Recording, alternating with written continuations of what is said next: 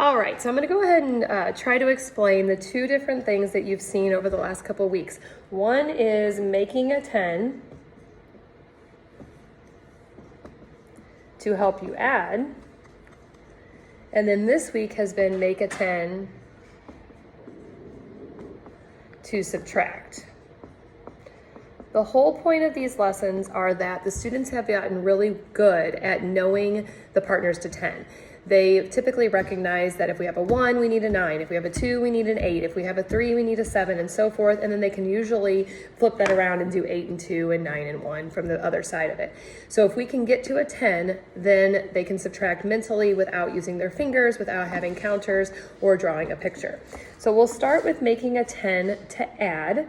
So if the problem is, let's do 9 plus 6. If we're doing 9 plus 6, we look at which number is closer to 10. Obviously, 9 is closer to 10. It's the bigger number. So we would start with 9. And we make sure that we draw them looking like a 10 frame. We put 5 in a row and then start our next pile.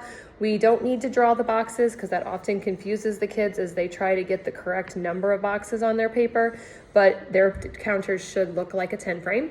Then we go ahead and we take our other set of counters and we use it to fill in that 10 frame. 1, 2, 3, 4, 5, 6.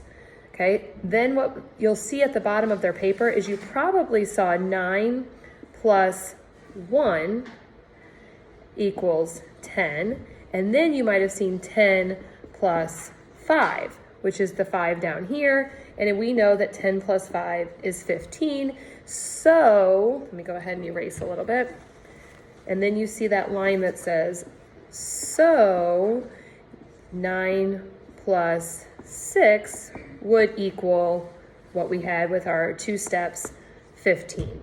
So they're using 2 steps to make the 10 and then to add the rest of the counters, because they're also not only good at knowing their partners to 10, but they're good at adding ones to 10.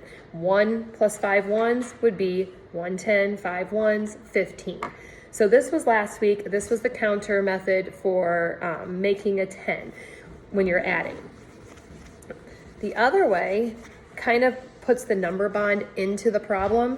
So again, you start with the number closer to 10, but you use parts of the other add-in to make a 10. So we say, okay, we're at 9, how many more do we need to get to 10? Again, they know that.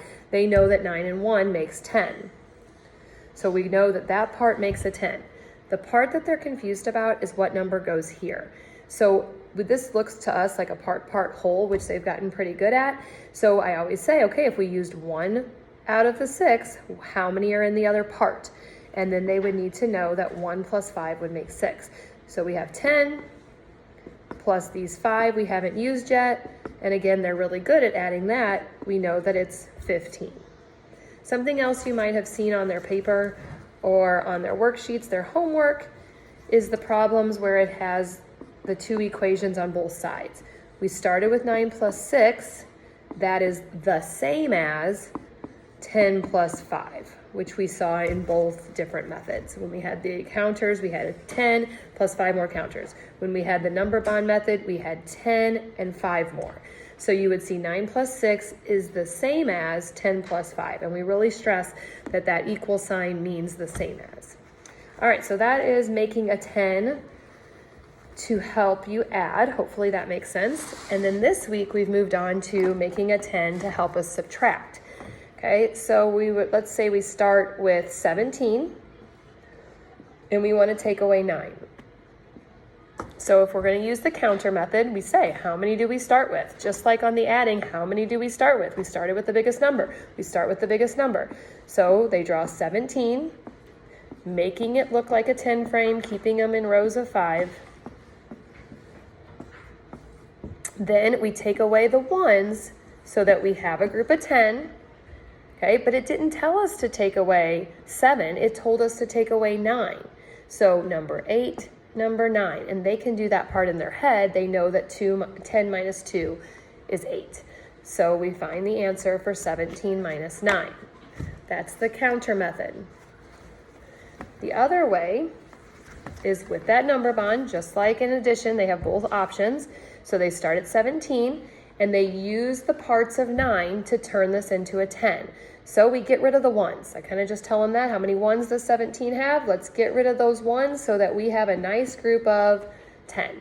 But it didn't tell us to take away 7. We have to use all 9.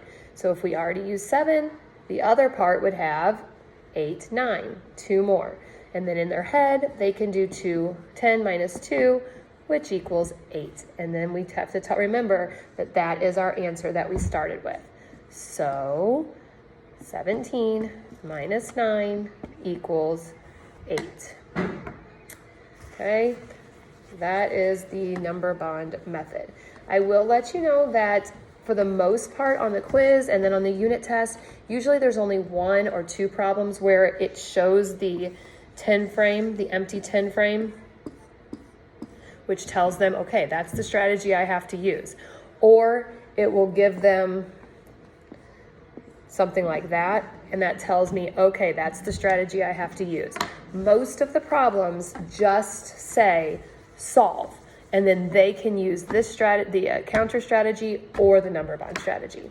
Hope that helps. So we will have another set of homework tonight. We will take the quiz on the subtracting tomorrow. We take a quiz at the end of each week so we kind of see where we're at, see how we're doing. And then we have a whole nother week next week that we're practicing. We're going to review the week of Thanksgiving, and we won't test until, and we'll review again the week after Thanksgiving, I believe. So we won't test on all these skills until, I think it's December, let me look. We won't test until December 1st. So, all right, hope that helped.